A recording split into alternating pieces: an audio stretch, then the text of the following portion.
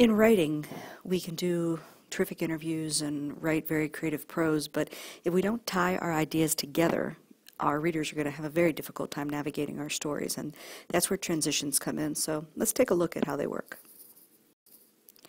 Basically, transitions are going to provide you with a roadmap through your story. You're going to connect ideas together so that the reader can see the natural evolution of how the story flows. Without them, what happens is the ideas either feel disjointed or just stacked on top of each other.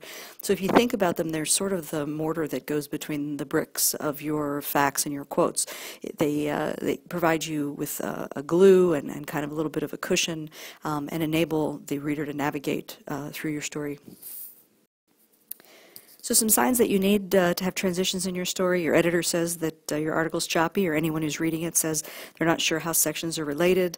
If readers have trouble following your organization or your train of thought, it's important to remember that we don't write the way we think. Our brains kind of can go all over the place, and we can pull things together in different ways. But from a writing standpoint, we need to give our reader a logical path through the story. It doesn't have to be chronological, but it does have to make sense that the idea that follows has some logical sense for why it follows.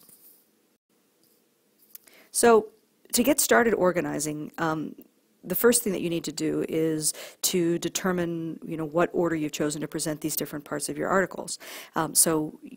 This outline that we've talked about before in terms of crafting our body is going to come into play here to determine what information we want to come first, second, third, fourth, etc. And then once you've made that determination, now you need to show the relationship between those parts, and the construction of that relationship is where these transitions will come in.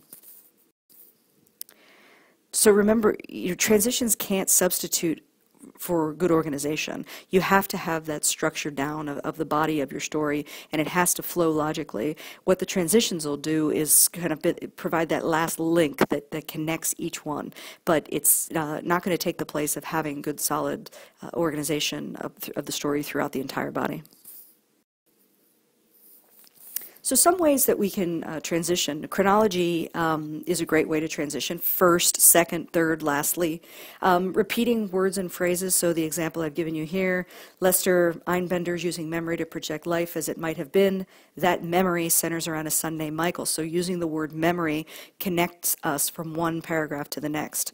The idea of parallelism, kind of repeating words or grammatical phrases.